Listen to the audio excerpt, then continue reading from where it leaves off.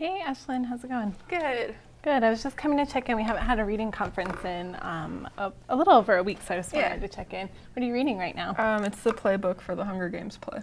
Wait, the what? The playbook? Like, what they say? Yeah, I know what a playbook is. I'm confused because you were reading one of the Hunger Games books, and we talked about how that wasn't really quite rigorous enough for you, so you were going to finish it and then move on to something. There's a whole shelf over there. We really talked about stepping up the rigor, looking at some classics. So this is kind of a classic, so it works. No. What? You said that you wanted to take AP English classics as in Jane Eyre, things of that nature. Yeah. Classic literature. No, probably not. This is what I'm reading right now. Ashlyn, I'm not actually asking you. I'm your teacher. I'm actually talking to you and telling you what I'm reading, though. So as a teacher, I think you should respect what I'm reading. So I understand what you're reading. It's not acceptable. You're a very intelligent student. I expect a lot out of you, and the rigor needs to be this. I mean, if you want to read this on your free time for fun, whatever. But in my classroom, I expect a much higher level of rigor from you. If you're going to do well in class, you need to get over to that shelf. And I mean, I can walk over there with you and find something. Yeah, but I feel like you can see that I'm doing well in class right now, and I'm not reading some of those. That I'm actually paying attention in class, so I don't know where you're getting this from, that if I don't do this, I'm going to be a bad student. So again, I'm not really asking, I'm telling you. So I'm going to go do my reading conferences with a few other students. Yeah. You'll go ahead and go get a book, and then I'll be back. You do that. Okay.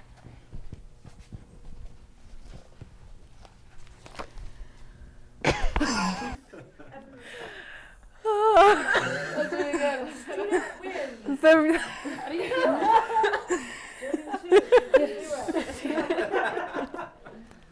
feel? You do that. And it's so calm. Your arguing is like the calm, and so it's like that is probably funny. Like, did somebody else? As long as you're not the recipient, right? Because the student knows that the teacher will fall into it each and every time. Yeah. They know, like, I can only stay there for so long. Like, they know I have to get up at some point. At some point you lose. How do you feel? How do I feel? Yeah. As I was real in my role, frustrated, like I just wasted 3 or 5 minutes or however many minutes that was. Didn't get anything more rigorous in front of her, and just perpetuated a negative relationship with the student. And now I have to go meet with other students knowing that that's not resolved, and it was just a total lose all around situation. You probably feel pretty good. Yeah, I'm pretty good right now. Yeah, it worked. Yet again. Yep. Awesome. Yeah. Hey, Ashlyn, how's it going? Good. Good. I just wanted to check in. We haven't had a reading conference in probably about a week and a half, so I've been kind of ignoring you, so I wanted to check in and see how it's going. What are you reading right now? It's the Hunger Games script for the play. Oh. Okay, I'm a little surprised because last time we were talking, you were reading Hunger Games, one of the books, and we talked about rigor, really intelligent, so just a little confused right now. I thought it'd be more interesting than the book that you showed me. Oh, remind me what I showed you. You showed me like your classics. Yeah. Okay. So, little concerned here, but that's all right. So it's the Hunger Games script. Where'd you get it from? It was just in my brother's closet from one of the times that he did it at his other school. Oh, he did it he did a play? Oh, okay. That's different. Yeah. So, yeah, like I've shared with you before, in case I haven't told you, I really enjoy having you in class. I know sometimes I don't give you as much attention as I feel like I give other students, partially because you don't need quite as much support as a reader, especially, and I sometimes feel like I'm ignoring you, but I really want you to know that I really value you in this class. I think you have great ideas to share in the whole group. I appreciate that you're thoughtful about your classmates and you don't dominate the conversations and give other people a chance, but at the same time your insights are they're brilliant. And I think that was part of my little push in me wanting to see you something different, but but that's okay. I just really appreciate what you bring to the class. Yeah. How are things going? How is this class working for you? What's working? It works. I feel like I have freedom with what I do with what I read, and I never feel like there's an issue.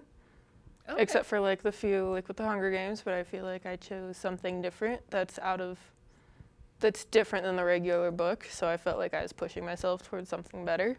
Oh, okay. So you feel like the freedom is a good thing. Yeah. Okay. All right. Is there anything about this class in particular, or about me as a teacher, that is concerning to you? You started to mention a little something. I mean, I feel like sometimes you like try to push different books onto students when they don't feel like it's going to do anything for their learning because they're not going to be engaged with it, but I feel like the fact that there is freedom, that they can do other things, and I think that's a good part to your classroom. Okay. So I appreciate that you recognize the freedom, and I do try to kind of find a balance. I'm going to be honest, I'm a little concerned, again, just about the rigor of the script. I see where you're coming from with the idea of it's the script, it's a different type of reading material, it's a different genre. I still just wonder about the content of it, and like it being a script of a play that your brother did. Like, I just wonder, I guess I should look at it. I wonder how complex it is. And my real concern for you comes out of, I know we've had a lot of discussions. You're a very, very bright young lady, and I know you've expressed wanting to take some AP English classes, maybe even, enroll in some college courses before you're done with high school, which is awesome. I think you could totally do that. And I just worry as your teacher that you might not be well prepared to do that if I don't kind of push you at least into some exposure of some more classic text and just different formats of literature. And so that's really where my concern comes from. It's not so much that I want to tell you guys what to do all the time and force you to read things. That certainly engagement is really important. So what do you think about that? So is it that I can't read this anymore? No, it's not that you can't read this anymore. It's more about how can we come to an agreement about getting you some exposure to some just different forms of literature, especially some forms that are a little more traditional that you might encounter down the road, and just so that you could be prepared for them. Can I read both? Yeah. So what would your plan be to read both? What would that look like? Maybe do half of the time read this, and then like half the other time read a different book. Yeah, that would work for me. Would that work for you? Okay. Is there are there any of the ones that I showed you the last time that seem remotely interesting? Would you want to read like one with a couple other people in class so maybe you guys could have some chance to dialogue about it? Okay. So let's find a time. I need to do some conferences with a couple other students. I wonder,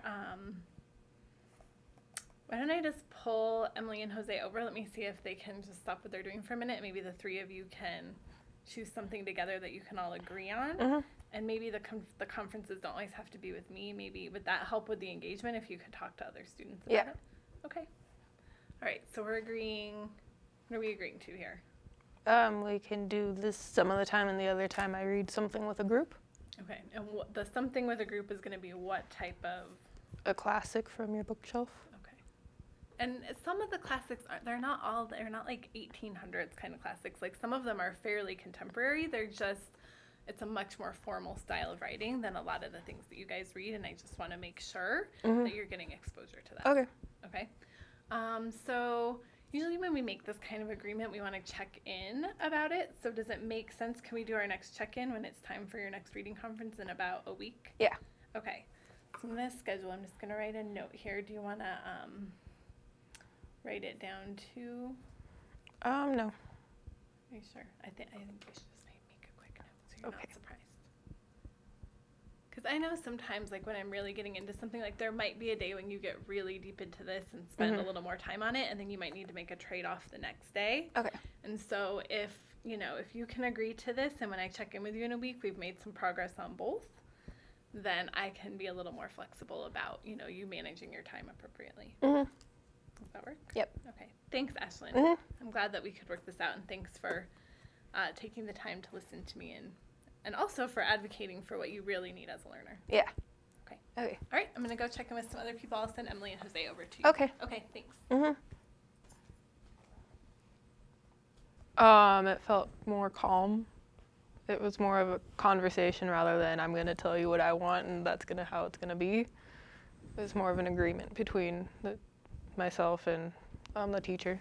I felt like since the teacher quote unquote, was asking me like the questions. I felt like it was more coming from me and how I thought about it and what I thought actually mattered. So yeah. From the teacher standpoint, it felt better for one.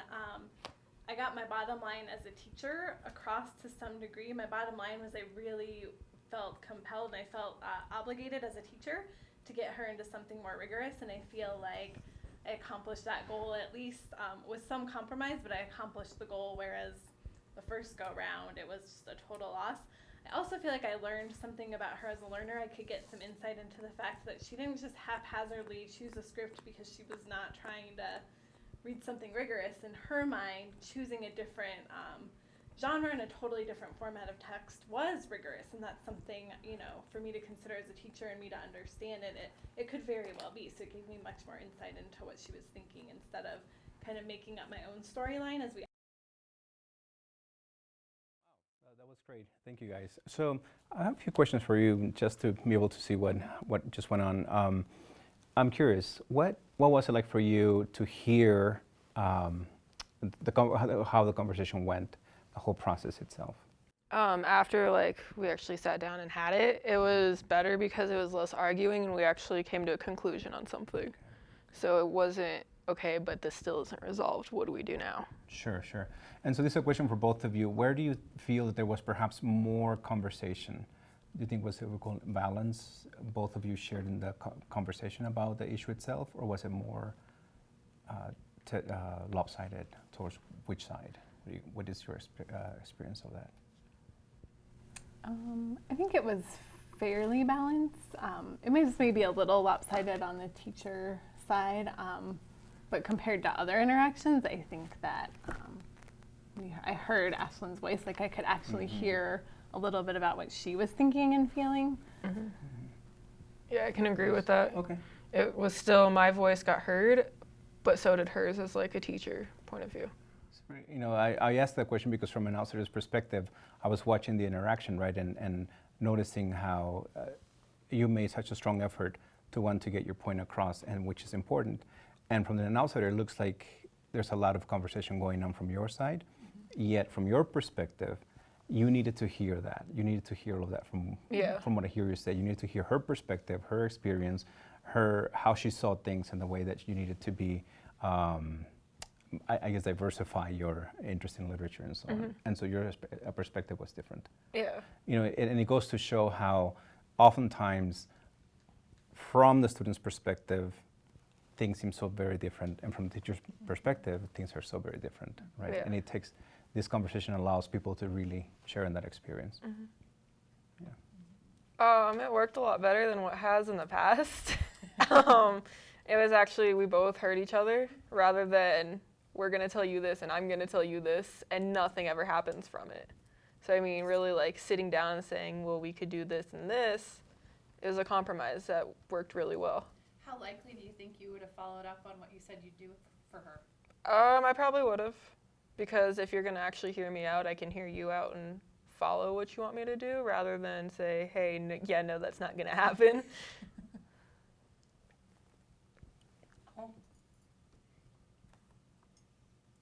And cut.